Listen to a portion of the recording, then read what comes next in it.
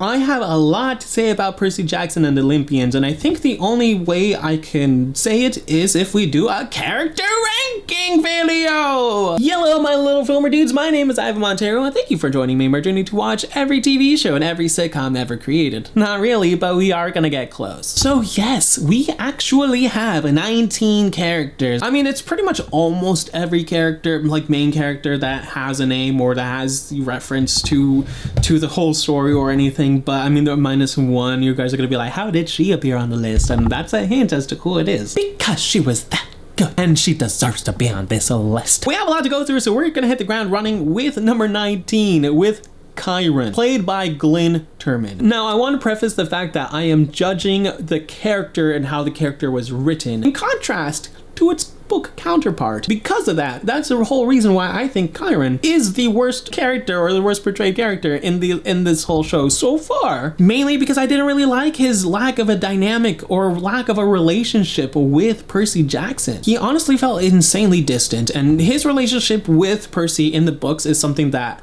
I found to be vital for Percy Jackson and his overall mental survival, and I just don't know if this Chiron was written well, and I don't think that he was written well in the movie either. So I just think that maybe Chiron is just supposedly super hard to get. But I mean, he didn't even introduce Riptide to Percy at all, or at least the name Riptide isn't mentioned at all. The way that all of this is handled is so awkward in the show because of how fast things are. The pacing issues, the 8 episodes, man.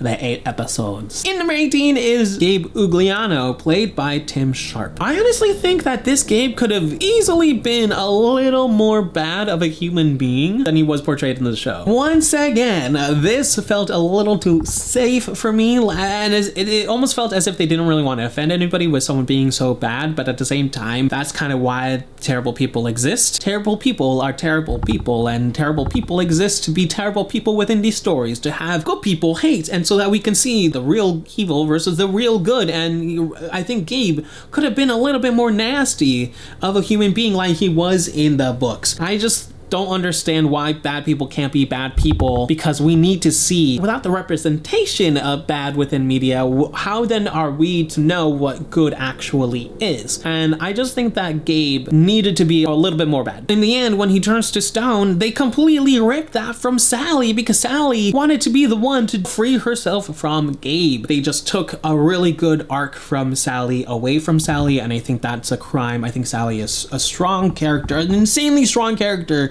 and she deserves her due. I think is a big crime, so I think that's why Gabe does land so insanely low on the list. In number 17 is Medussa, played by Jessica Parker Kennedy. Personally, I'm not sure if I like the changes to Medussa. I honestly think it might have been too many changes thrown at you right away, because I think that happened in episode 3. So because of that, it just, the change to Medussa just seemed jarring, because you're like, oh my god, just stop!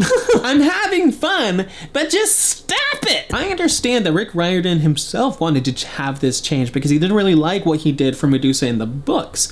I get that. I just think that Medussa in this regard was just fine. Which, fine is fine, but it's not great. But that's why that she's towards the bottom of the list. In number 16 is Poseidon, played by Toby Stephens. Now, I need to see more from this guy before I am fully convinced. And I don't want to say that this casting was safe, but I don't know, it kind of feels safe to me. In my head, I pictured Poseidon to be like big and buff, you know, with a chiseled jaw and hair parted down the middle, you know? Like, I expected someone like that, not a like semi-fit guy who was clearly a dad. I think the performance was also just fine. But I give him points for being a nice Poseidon, aside from the jerk that Poseidon is in the books. So I give him points for being nice to Sally. We all love Sally. In number 15 is Hades. I also think that this casting and performance was a little safe, but it was a good one. I honestly loved Hades' sass and his tone every single time he answered Percy's questions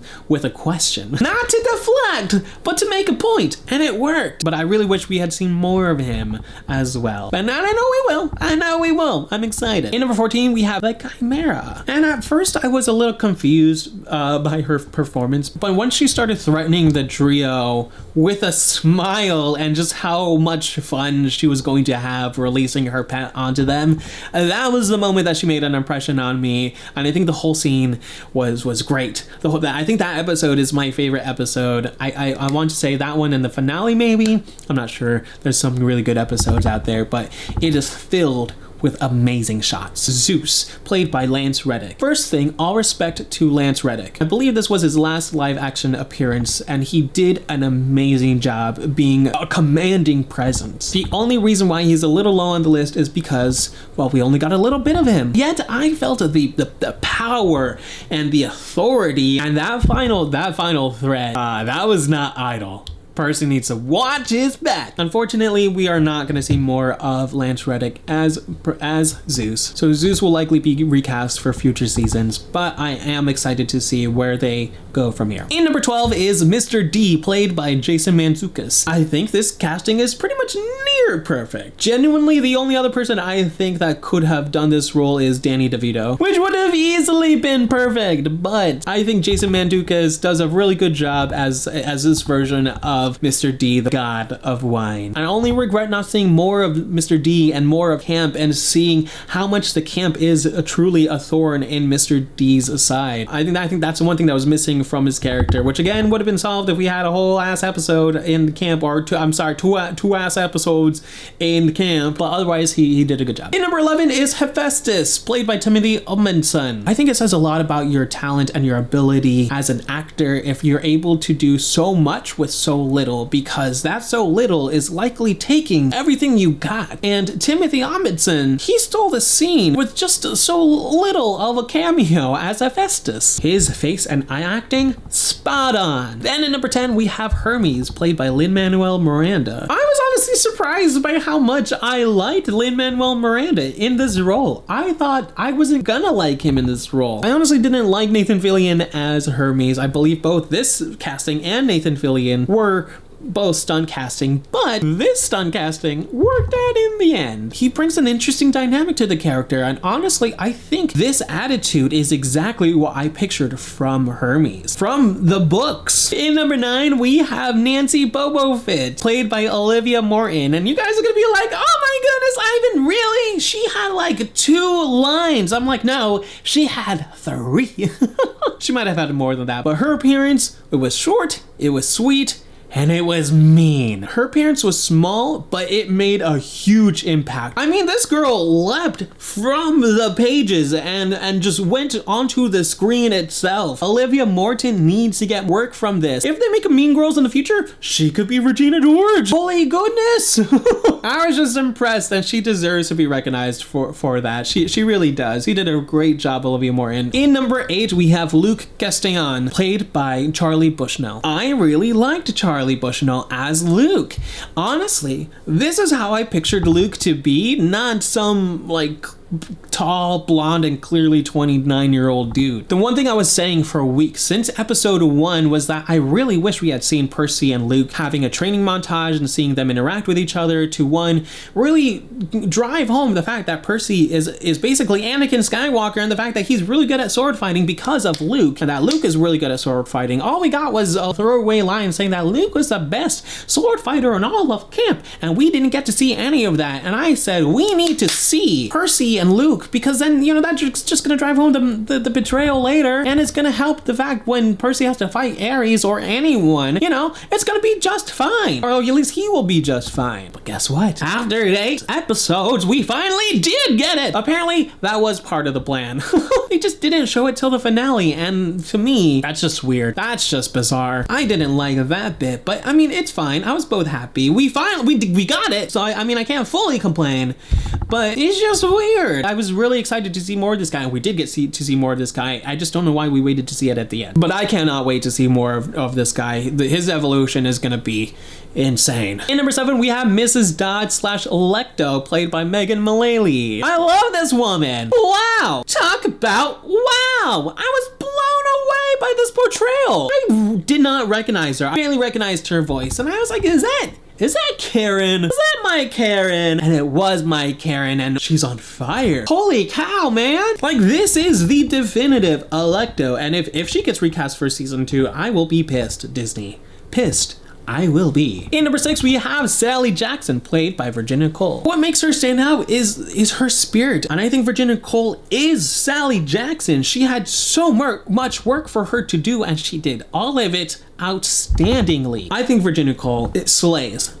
She's perfect. In number 5, we have Ares, played by Adam Copeland. Wow. Okay, another perfect casting. And talk about perfect casting. This show is chock full of them. This dude's line reading is insane. I don't understand, like, Adam Copeland, if you watch the behind the scenes, Adam Copeland is actually one of the genuinely nicest guy, and that's what I'm saying. He is such a nice individual.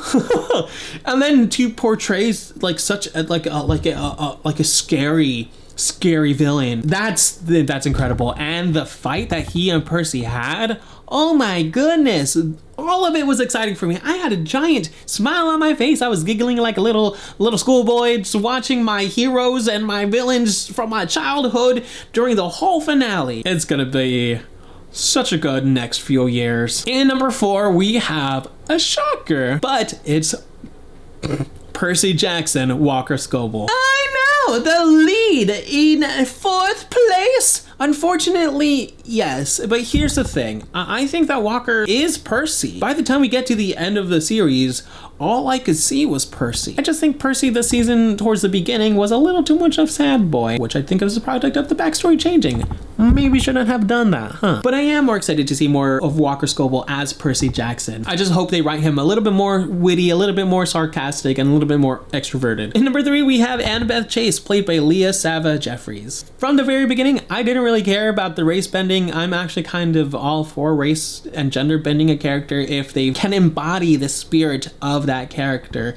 And sure enough, Leah does exactly that. When you look at Leah in interviews, you know, she's such a sweet individual. And then when you look at Leah's character, when you look at Annabeth in the show, all you see is the Annabeth Chase, and it is just impressive, the fact that she perfectly brings Annabeth from the books to the screen. She translates all of those complex emotions, that overthinking, the distractions because of overthinking, the mistrust, yet the I'm still gonna trust. All of that Annabeth was Leah portrayed immaculately. Leah Jeffries understood her homework, and I'm excited to see where her career is gonna go because she is incredible, man. All of that is difficult to do, but she did it. In number 2 is Clarisse La Rue, played by Georg Goodjohn. Clarisse is 1, Percy is number 4, and I've not stopped talking about Clarisse, about what an impactful and powerful performance Georg Goodjohn did for episode 2. Holy cow, she stole all of it! The entire episode, she stole. What we got was a real life tough bully, dude. Her line reading, her menacing presence, the fact that she just revels in causing chaos and drama and war. Oh my gosh, is she actually the daughter of Ares? I don't know, but I don't want to know. I just want to be on her side, man. The show absolutely needs to submit Clarisse Georg Goodjohn as an awards for supporting actress, because holy cow. And finally, in number 1, the best character in Percy Jackson and the Olympians of season 1 is Grover Underwood, played by Aryan Simhadri. Yes, it's Grover! If you've seen the whole show, I don't know how you cannot absolutely fall in love with Grover, especially after his bus song. Aryan Simhadri already had my number 1 spot up until then, but after that he just solidified his place in gold. What's insane is that if you watch the making of documentary of Percy Jackson and the Olympians, which I did, you'll find out that he auditioned as a joke, and you're just like, what? Aryan, your purity of heart was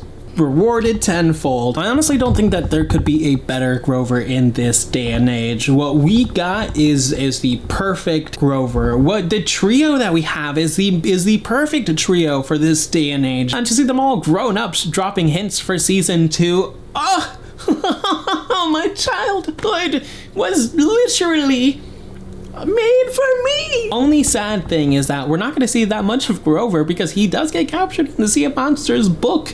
So